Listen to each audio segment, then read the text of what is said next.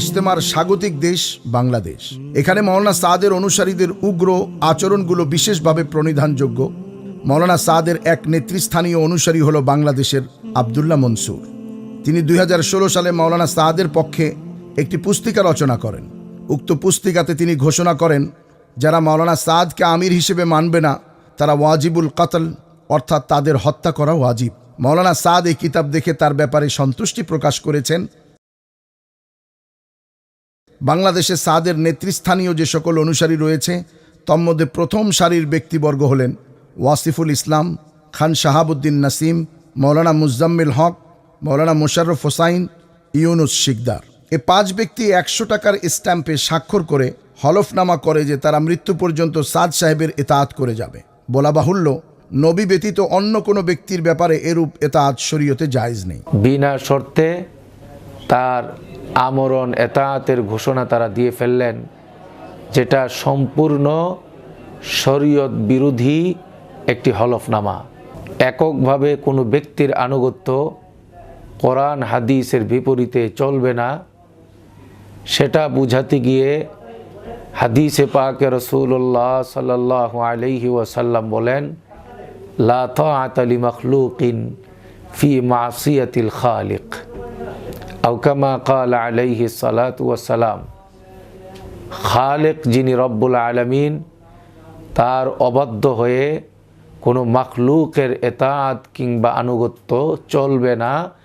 বাংলাদেশের মাওলানা সাদ এর অনুসারী দ্বিতীয় সারির নেতৃস্থানীয় ব্যক্তিবর্গ তাদের কার্যক্রম ও বক্তব্যে শরীয়ত গর্হিত তৎপরতা চালায়। শাহরিয়ার মাহমুদ যে সমস্ত ফিতনা তৈরি করেছে, মুফতি নজরুল যে ফিতনা তৈরি করেছে, মুফতি আমানুল হক যে ফিতনা তৈরি করেছে, মাওলানা দেলোয়ার কাকফালী উস্তাদ যে ফিতনা তৈরি করেছে, মাওলানা আবু জাহুদ যে ফিতনা তৈরি করেছে, মাওলানা ইউসুফ যে ফিতনা তৈরি করেছে, মাওলানা নুরুর রহমান যে ফিতনা তৈরি করেছে, মাওলানা আব্দুল মতিন যে ফিতনা তৈরি করেছে, যারা এর লিড দিছে তারা কিন্তু এর দ্বারা সন্তুষ্ট হতে পারবে না। তারা সন্তুষ্ট হবে ওই দিন যেদিনকে জনগণের সামনে তাদেরকে জুতোর মালা এবং ঝাড়ুর মালা গলায় দেবেন আপনারা। সেদিনকে আপনারা তো বেশি দরবেশ হয়ে গেছেন, তো আপনার দিন ধর্ম সব শেষ করে দিচ্ছে আর সব সমস্ত আখলাক দেখান। এর নাম আখলাক না। এই সমস্ত কুত্তার বাচ্চাদেরকে জুতোর মালা ঝাড়ুর মালা দেওয়ার একটা জন্য ঠান্ডা হবে। এই হুজুরগত জীবনে কোনদিন এদের এসে তাবলীগ করা দেখি নাই, কোনদিন আমাদের মহল্লায় আসে নাই, কোনদিন কোনো জোরে যায় নাই, কোনদিন কোনো মহল্লায় পাঁচ কাম করে নাই। এই লোকগুলো এসে মাতবার করে আমাদের মহল্লায় মার্কাজ থাকতে এই হুজুরগুলো দেখতে দেবো না। আমরা বড় বড় এক একটা চলা বানাইছি, কথা বানাইছি। এই হুজুরগুলো যদি মার্কাজে আসে পিটাই আনতে বের করে দিব। যারা তাবলীগ করছে তারা এখানে মার্কাজে সভাপতি করবে। সুবহানাল্লাহ। অল্প বয়স, বলে যে সবচেয়ে উচ্চ মাত্র এরকম অল্প বয়স, আর ওই বয়সে তাকে আমির বানায়। ওই জামাতের মধ্যে মাহমুদকে অর্থাৎ আবু বকর রাদিয়াল্লাহু সিদ্দিক রাদিয়াল্লাহু আনহু, অর্থাৎ ওমর বিন খাত্তাব রাদিয়াল্লাহু তাআলা আনহু, আর উসামা বিন যায়েদ রাদিয়াল্লাহু তাআলা আনহুকে আমির বানায়। ছোট্ট একজনকে আমির বানায়। তো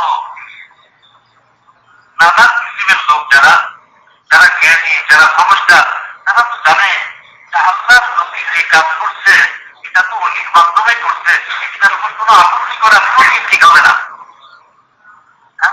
তাদের কোনো মুখে কথা নাই। কিন্তু একটু জাহেল কিসিমের লোক আছে, নানান কিসিমের লোক আছে, তারা কিন্তু আপত্তি উঠে এই ছোট লোকটাকে না বানায়া